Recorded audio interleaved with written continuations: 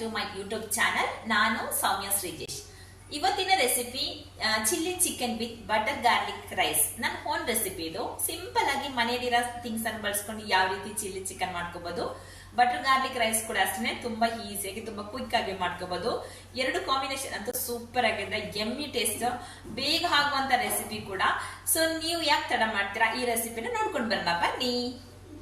Chicken ಬಂದು ಅರ್ಧ kg wash ಮಾಡಿ ತೆಗೆದಿಟ್ಕೊಂಡಿದ್ದೀನಿ. ಸೊ ಅದಕ್ಕೆ ಮಸಾಲೆ ಬಂದು 1 teaspoon chilli powder, 1 teaspoon pepper powder, 1 teaspoon coriander powder, 1/4 teaspoon turmeric powder, 1/4 teaspoon garam masala, 1/2 teaspoon salt, 1 teaspoon soya sauce, ಅದಾದಮೇಲೆ 1 teaspoon ginger garlic paste. So ನಿಂಬೆಹಣ್ಣಿನ ರಸ, ಅರ್ಧ ನಿಂಬೆಹಣ್ಣು ತೊಗೊಳ್ತಾ ಇದ್ದೀನಿ. So ಅದನ್ನು ಹಾಕ್ಕೊಳ್ಳಿ. ಈ ರೀತಿ ಇದನ್ನು ನೀಟಾಗಿ ಮಿಕ್ಸ್ ಮಾಡ್ಕೊಳ್ಳಿ. ಇದನ್ನು ಫುಲ್ಲಾಗಿ ಮಿಕ್ಸ್ ಆಗಬೇಕು. ಈ ರೀತಿ ಮಿಕ್ಸ್ ಮಾಡ್ಕೊಳ್ಳಿ. ಸೊ ನೋಡ್ತಾ ಇದ್ರಲ್ಲ, ಈ ರೀತಿ ಮಿಕ್ಸ್ ಮಾಡಿಕೊಂಡು ಇದನ್ನ ಮಿಕ್ಸ್ ಮಾಡಿಕೊಂಡು ಫ್ರಿಜ್ಜಲ್ಲಿ ಒಂದು 10 ರಿಂದ 15 ನಿಮಿಷ ರೆಸ್ಟ್ ಮಾಡಿಕ್ಕಿಟ್ರೆ ತುಂಬ ಚೆನ್ನಾಗಾಗುತ್ತೆ. ಸೊ ಟೈಮ್ ಇಲ್ಲ ಅಂದರೆ ನೀವು ಆವಾಗಲೇ ರೆಡಿ ಮಾಡ್ಕೋಬೋದು, ಏನು ತೊಂದರೆ ಏನಿಲ್ಲ. ಸೊ 10 ನಿಮಿಷ ರೆಸ್ಟ್ ಮಾಡಲಿಕ್ಕೆ ಇಡಿ, ಅಂದರೆ ಚೆನ್ನಾಗಾಗುತ್ತೆ. ಸೊ ಅದಾದಮೇಲೆ ಒಂದು ಫ್ರೈ ಪ್ಯಾನ್ ತೊಗೊಳ್ಳಿ. ಒಂದು ಫ್ರೈ ಪ್ಯಾನ್ನ ಒಲೆಯಲ್ಲಿ ಇಟ್ಕೊಳ್ಳಿ. ಸೊ ಅದಕ್ಕೆ ನಾನಿಲ್ಲಿ ಸನ್ಫ್ಲವರ್ ಆಯಿಲ್ ಬಳಸ್ತಾ ಇದ್ದೀನಿ. ನಾನು ಆಲ್ಮೋಸ್ಟ್ ಕುಕ್ಕಿಂಗಿಗೆ ಕೊಕೊನಟ್ ಆಯಿಲ್ ಬಳಸ್ತೀನಿ. ಸೊ ಇಲ್ಲಿ ಬಂದು ಇವಾಗ ನಾನು ಸನ್ಫ್ಲವರ್ ಆಯಿಲ್ ಬಳಸ್ತಾ ಇದ್ದೀನಿ. ಈ ಡಿಶ್ಶಿಗೆ ಈ ಆಯಿಲೇ ಬೆಸ್ಟು. ಸೊ ಅದಾದಮೇಲೆ ಚಿಕನ್ನು 10 ನಿಮಿಷ ಕಳೆದಿದೆ. ಇದನ್ನು ಎಲ್ಲನೂ ಈ ರೀತಿ ನೋಡ್ಕೊಂಡು ಇಟ್ಕೊಳ್ಳಿ, ಎಲ್ಲ ಕಡೆ ಆಗೋಂಗೆ. ಸೊ ಈ ರೀತಿ ಫ್ರೈ ಆಗಬೇಕಿದು. ನೀವು ಶಾಲೋ ಫ್ರೈ ಮಾಡಿಕೊಂಡ್ರೆ ಸಾಕು, ಡೀಪ್ ಫ್ರೈ ಏನು ಬೇಕಾಗಲ್ಲ. ಸೊ ಈ ರೀತಿ ಕಡಿಮೆ ಎಣ್ಣೆಯಲ್ಲೇ ಇದನ್ನ ಶಾಲೋ ಫ್ರೈ ಮಾಡಿ ತೊಗೊಳ್ಬೋದು. ಈ ರೀತಿ ಎಲ್ಲನೂ ನೀಟಾಗಿ ಜೋಡಿಸ್ಕೊಳ್ಳಿ. ಅದಾದಮೇಲೆ ಒಂದ್ರ ಮೇಲೆ ಒಂದು ಹಾಕಬಾರ್ದು, ಈ ರೀತಿಯೇ ಲೆವೆಲಾಗಿ ಜೋಡಿಸ್ಕೊಬೇಕಾಗತ್ತೆ. ಸೊ ಪಾತ್ರೆ ಹಗಲಿರೋ ಪಾತ್ರೆ ತೊಗೊಳ್ಳಿ, ಲಿಡ್ಡನ್ನು ಕ್ಲೋಸ್ ಮಾಡಿ ನೀವು ಹೈ ಫ್ಲೇಮಲ್ಲೇ ಇದನ್ನ ಕುಕ್ ಮಾಡ್ಕೊಳ್ಳಿ. 10 ನಿಮಿಷ ಹೈ ಫ್ಲೇಮಲ್ಲೇ ಇದನ್ನ ಕುಕ್ ಮಾಡಿ. ಕುಕ್ ಆದಮೇಲೆ ಈ ರೀತಿ ಆಗುತ್ತೆ.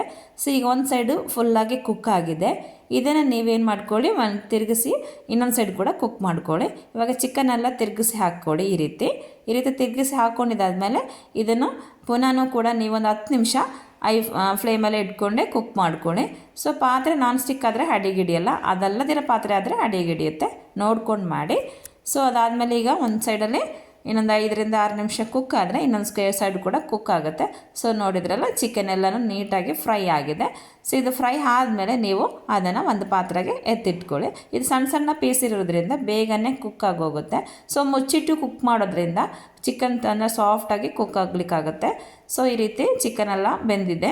ಸೊ ಅದಾದಮೇಲೆ ಅದೇ ಪಾತ್ರದಲ್ಲಿ ಎಣ್ಣೆ ಇದೆಯಲ್ವಾ, ಸೊ ಆ ಪಾತ್ರೆಗೆ ನಾನಿಲ್ಲಿ ಬೆಳ್ಳುಳ್ಳಿ ಬಳಸ್ತಾ ಇದ್ದೀನಿ. ಎರಡು ಸ್ಪೂನ್ ಬೆಳ್ಳುಳ್ಳಿ, ಸ್ವಲ್ಪ ಬೆಳ್ಳುಳ್ಳಿ ಜಾಸ್ತಿನೇ ಹಾಕೋಬೇಕು. ಸಣ್ಣದಾಗಿ ಕಟ್ ಮಾಡಿಕೊಂಡು ಈ ರೀತಿ ಬೆಳ್ಳುಳ್ಳಿನ ಸೇರಿಸ್ಕೊಳ್ಳಿ. 1-2 ಸ್ಪೂನ್ ಹಾಕ್ಕೊಂಡಿದ್ದೀನಿ. ಸೊ ಈ ರೀತಿ ಇದನ್ನ ನೀಟಾಗಿ ಫ್ರೈ ಮಾಡ್ಕೊಳ್ಳಿ. ಅದಾದಮೇಲೆ ಒಂದು ಈರುಳ್ಳಿ ದೊಡ್ಡದು, ಒಂದು ಕ್ಯಾಪ್ಸಿಕಮನ್ನು ಈ ಥರ ಸ್ಕ್ವೇರ್ ಥರ ಕಟ್ ಮಾಡಿಕೊಂಡು ಸೇರಿಸ್ಕೊಳ್ತಾ ಇದ್ದೀನಿ. ಸೊ ಈರುಳ್ಳಿನೂ ಕ್ಯಾಪ್ಸಿಕಮು ಸೇಮ್ ಕ್ವಾಂಟಿಟಿಲೇ ಹಾಕ್ಕೊಂಡಿದ್ದೀನಿ. ನೋಡ್ತಾ ಇದ್ರಲ್ಲ, ಈ ರೀತಿ ಹಾಕ್ಕೊಂಡು ಅದನ್ನು ಕೂಡ ಫ್ರೈ ಮಾಡ್ಕೊಳ್ಳಿ. 1-2 ರಿಂದ 3 ನಿಮಿಷ ಫ್ರೈ ಆದರೆ ಸಾಕಾಗುತ್ತೆ. ಈಗ ಒಂದು ಸೈಡಲ್ಲಿ ನಾವು ಸಾಸ್ ರೆಡಿ ಮಾಡ್ಕೊಳ್ಳೋಣ. ಸಾಸಿಗೆ ಬಂದು ಇಲ್ಲಿ ಸ್ಪೈಸಿಯಾಗಿ ಇರುವಂತಹ ಕೆಚಪ್ಪನ್ನು ತೊಗೊಳ್ತಾ ಇದ್ದೀನಿ. ಇದು ಚಿಲ್ಲಿ ಸಾಸ್ ಇದೆ, ಚಿಲ್ಲಿ ಸಾಸ್ ವಿತ್ ಟೊಮೆಟೊನೂ ಇದೆ ಅದರಲ್ಲಿ. ಸೊ ಅದಾದಮೇಲೆ ಟೊಮೆಟೊ ಕೆಚಪ್ ತೊಗೊಳ್ತಾ ಇದ್ದೀನಿ. ಸೊ ಸ್ವಲ್ಪ ಟೊಮೆಟೊ ಕೆಚಪ್ 1 ಸ್ಪೂನ್ ಸಾಕಾಗುತ್ತೆ. 1 ಸ್ಪೂನ್ ಅದು, 1 ಸ್ಪೂನ್ ಇದು. ಸೊ ಅದಾದಮೇಲೆ ಸೋಯಾ ಸಾಸ್ ಹಾಕ್ಕೊಳ್ತಾ ಇದ್ದೀನಿ. ಸೋಯಾ ಸಾಸ್ ಹಾಕ್ಕೊಳ್ಳಿ. ಅದಕ್ಕೆ ಸ್ವಲ್ಪ ವಿನಿಗರ್ ಸೇರಿಸ್ಕೊಳ್ತಾ ಇದ್ದೀನಿ. ಒಂದು 1/2 ಟೀ ಸ್ಪೂನ್ ಸಾಕಾಗುತ್ತೆ. ಅದು ಸ್ವಲ್ಪ ಅರ್ಧ ಟೀ ಸ್ಪೂನ್ ಸಕ್ಕರೆ ಕೂಡ ಹಾಕ್ಕೊಳ್ಳಿ. ಒಂಚೂರು ನೀರು ಹಾಕಿ, ಒಂದು ಸ್ವಲ್ಪ ನೀರು ಹಾಕ್ಕೊಂಡು ಇದನ್ನು ನೀಟಾಗಿ ಮಿಕ್ಸ್ ಮಾಡ್ಕೊಳ್ಳಿ. ಇದೇನು ಸ್ವಲ್ಪ ಆ ಕಡೆ ಹೆಚ್ಚು ಕಡಿಮೆ ಆದರೆ ಏನೂ ತೊಂದರೆ ಇಲ್ಲ. ಟೊಮೆಟೊ ಸಾಸ್ ಆಗಿರ್ಬೋದು, ಚಿಲ್ಲಿ ಸಾಸ್ ಆಗಿರ್ಬೋದು, ಹೆಚ್ಚು ಕಡಿಮೆ ಆದರೆ ಏನೂ ತೊಂದರೆ ಆಗೋಲ್ಲ. ಸೊ ಅದನ್ನು ರೆಡಿ ಮಾಡಿ ಇಟ್ಕೊಂಡಿದ್ದೀನಿ. ಇಲ್ಲಿಗೆ ನಾನು ಸ್ವಲ್ಪ 1 ಸ್ಪೂನು ಪೆಪ್ಪರ್ ಹಾಕ್ಕೊಳ್ತಾ ಇದ್ದೀನಿ. ಪೆಪ್ಪರ್ ಮಸ್ಟಾಗಿ ಸೇರಿಸ್ಕೊಬೇಕು. 1 ಸ್ಪೂನು ಕ್ರಶ್ಡ್ ಪೆಪ್ಪರ್ನ ಸೇರಿಸ್ಕೊಳ್ತಾ ಇದ್ದೀನಿ.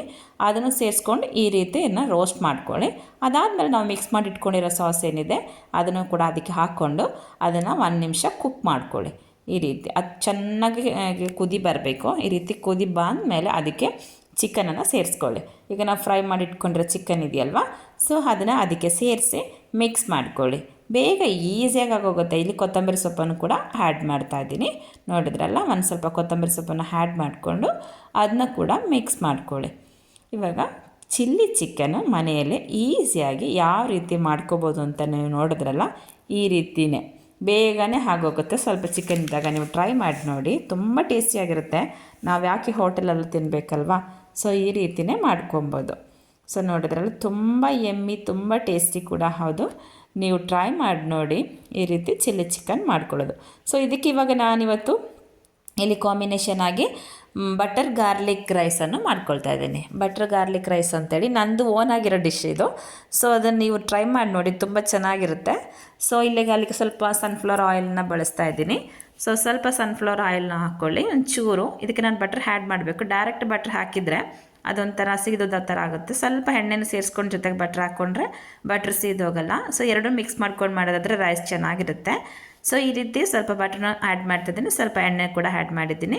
ಅದನ್ನು ಫುಲ್ಲು ಲೋ ಫ್ಲೇಮಲ್ಲಿ ಇಟ್ಕೊಂಡೆ ನೀವು ಬಟ್ರನ್ನ ಬಿಸಿ ಮಾಡ್ಕೊಬೇಕು. ಈ ರೀತಿ ಇದು ಇವಾಗ ಬಿಸಿ ಆಗಿದ್ದಲ್ವ, ಸೊ ಅದಕ್ಕೆ ಗಾರ್ಲಿಕ್ನ ಸೇರಿಸ್ತಾ ಇದ್ದೀನಿ. ಇದಕ್ಕೆ 1-2 ಟೀ ಸ್ಪೂನ್ ಗಾರ್ಲಿಕ್ ಹಾಕ್ಕೊಳ್ಳಿ. ಫಸ್ಟು ಗಾರ್ಲಿಕ್ ನೀಟಾಗಿ ಈ ರೀತಿ ರೋಸ್ಟ್ ಆಗಬೇಕು. ನೋಡ್ತಾ ಇದ್ರಲ್ಲ, ಗಾರ್ಲಿಕ್ ಈ ರೀತಿ ರೋಸ್ಟ್ ಆಗಿದ್ಮೇಲೆ ಇದಕ್ಕೆ ನೀವು ಈರುಳ್ಳಿ, ಒಂದು ಈರುಳ್ಳಿನ ಸಣ್ಣದಾಗಿ ಹಚ್ಕೊಳ್ಳಿ. ತುಂಬ ಸಣ್ಣದಾಗಿ ಹಚ್ಕೊಂಡು ಈ ರೀತಿ ಸೇರಿಸ್ಕೊಳ್ಳಿ. ಇದನ್ನು ಕೂಡ ಚೆನ್ನಾಗಿ ಫ್ರೈ ಆಗಬೇಕು. ಗಾರ್ಲಿಕ್ಕು ಈರುಳ್ಳಿ ಎಲ್ಲ ನೀಟಾಗಿ ಆ ಬಟ್ರಲ್ಲಿ ಚೆನ್ನಾಗಿ ರೋಸ್ಟ್ ಆಗಬೇಕು. ಅದಾದಮೇಲೆ 1 ಟೀ ಸ್ಪೂನ್ ಪೆಪ್ಪರ್ನ ಹಾಕ್ಕೊಳ್ತಾ ಇದ್ದೀನಿ, ಕ್ರಷ್ಡ್ ಪೆಪ್ಪರ್ ಇದನ್ನು. ಸೊ ಅದನ್ನು ಹಾಕ್ಕೊಂಡು ಈ ರೀತಿ ಮಿಕ್ಸ್ ಮಾಡ್ಕೊಳ್ಳಿ. ಸ್ವಲ್ಪ ರುಚಿಗೆ ತಕ್ಕಷ್ಟು ಒಂಚೂರು ಸಾಲ್ಟು, ರೈಸಲ್ಲೆಲ್ಲ ಸಾಲ್ಟ್ ಇರುತ್ತೆ, ನಾನು ರೈಸ್ ಮಾಡಿ ಇಟ್ಕೊಂಡಿದ್ದೀನಿ. ಸೊ ಅದರಲ್ಲಿ ಸಾಲ್ಟ್ ಇದೆ, ನೋಡ್ಕೊಂಡು ಸಾಲ್ಟ್ ಹಾಕ್ಕೊಳ್ಳಿ. ಸೊ ಈ ರೀತಿ ಇದು ಮಿಕ್ಸ್ ಆದಮೇಲೆ ಈ ರೀತಿ ಕುಕ್ ಮಾಡ್ಕೊಳ್ಳಿ. ಇದಕ್ಕೆ ನಾನಿಲ್ಲಿ ಕುಕ್ ಮಾಡಿಟ್ಟಿರೋ ಬಾಸ್ಮತಿ ರೈಸ್ ಇದೆ, ಸ್ವಲ್ಪ ಬಾಸ್ಮತಿ ರೈಸನ್ನ ಕುಕ್ ಮಾಡಿ ಇಟ್ಕೊಂಡಿದ್ದೀನಿ. ಇದಕ್ಕೆ ಸಾಲ್ಟ್ ಹಾಕಿ ಕುಕ್ ಮಾಡಿರೋದು. ನೀವು ಯಾವ ರೈಸ್ ಬೇಕಾದ್ರೂ ಆ್ಯಡ್ ಮಾಡ್ಕೋಬೋದು. ಇದೇ ರೈಸ್ ಬೇಕು ಅಂತ ಏನೂ ಇಲ್ಲ. ಅದಕ್ಕೆ ಸ್ವಲ್ಪ ಕೊತ್ತಂಬರಿ ಸೊಪ್ಪನ್ನು ಆ್ಯಡ್ ಮಾಡ್ಕೊಳ್ತಾ ಇದ್ದೀನಿ. ಸೊ ಇದನ್ನು ಇಷ್ಟೇ ಮಿಕ್ಸ್ ಮಾಡಿಕೊಂಡ್ರೆ ಬಟರ್ ಗಾರ್ಲಿಕ್ ರೈಸ್ ಕೂಡ ರೆಡಿ ಆಗೋಗುತ್ತೆ. ತುಂಬ ಸಿಂಪಲ್ ಬಟ್ ತುಂಬ ಟೇಸ್ಟು. ನೀವು ಒಂದ್ಸಲ ಟ್ರೈ ಮಾಡಿ. ಇಷ್ಟೇ, ಬಟರ್ ಗಾರ್ಲಿಕ್ ರೈಸ್ ಕೂಡ ರೆಡಿಯಾಗೋಗಿದೆ. ಸೊ ರೈಸ್ ಮಾಡಿಟ್ಕೊಬೇಕು ಫಸ್ಟ್ಲೇ, ಇಲ್ಲಾಂದರೆ ಅನ್ನ ಉದುರಾಗಿರೋ ಅನ್ನನ ಮಾಡ್ಕೊಂಡ್ರೆ ಇದು ಚೆನ್ನಾಗಾಗೋದು. ಸ್ವಲ್ಪ ಬಾಸ್ಮತಿ ರೈಸ್ ಆದರೆ ತುಂಬ ಚೆನ್ನಾಗಿರುತ್ತೆ, ಬೇರೆ ರೈಸಿಗೆ ನೋಡಿಕೊಂಡ್ರೆ. ಅದಕ್ಕೆ ನಿಮ್ಮ ಹತ್ರ ಯಾವ ರೈಸ್ ಇದ್ದಾರೆ ರೈಸಲ್ಲಿ ಟ್ರೈ ಮಾಡಿ. ಸೊ ತುಂಬ ಚೆನ್ನಾಗಿ ಬರುತ್ತೆ, ತುಂಬ ಈಸಿಯಾಗಿ ಮಾಡ್ಕೋಬೋದು. ಮಕ್ಕಳಿಗೆ ಲಂಚ್ ಬಾಕ್ಸಲ್ಲಿಗೆ ಹಾಕ್ಕೊಡ್ಬೋದು.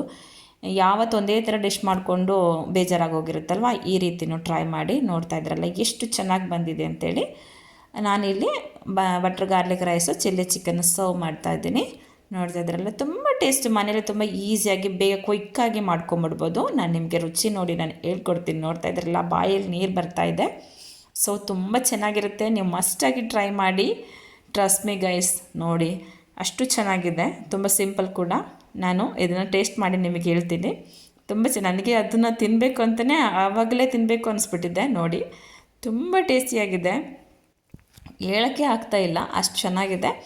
ನೋಡ್ತಾ ಇದ್ರಲ್ಲ, ಇಷ್ಟೇ ಚಿಲ್ಲಿ ಚಿಕನ್ನು ಬಟರ್ ಗಾರ್ಲಿಕ್ ರೈಸ್ನ ನೀವು ಸಂಡೇ ಟ್ರೈ ಮಾಡಿ, ತಿಂದು ನನಗೆ ಕಮೆಂಟ್ ಮಾಡಿ. ನಿಮಗೆ ಈ ರೆಸಿಪಿ ಇಷ್ಟ ಆಯಿತು ಅಂತ ಹೇಳಿದರೆ ನಿಮ್ಮ ಫ್ರೆಂಡ್ಸ್ ಆ್ಯಂಡ್ ಫ್ಯಾಮಿಲಿಗೆ ಶೇರ್ ಮಾಡಿ. ಯಾರು ನನ್ನ ಚಾನಲು ಹೊಸದಾಗಿ ನೋಡ್ತಾ ಇದ್ದೀರಾ ಅವರು ದಯವಿಟ್ಟು ಸಬ್ಸ್ಕ್ರೈಬ್ ಮಾಡ್ಕೊಳ್ಳಿ.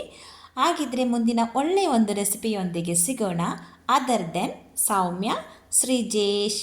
ಬಾಯ್ bye, see you guys next video.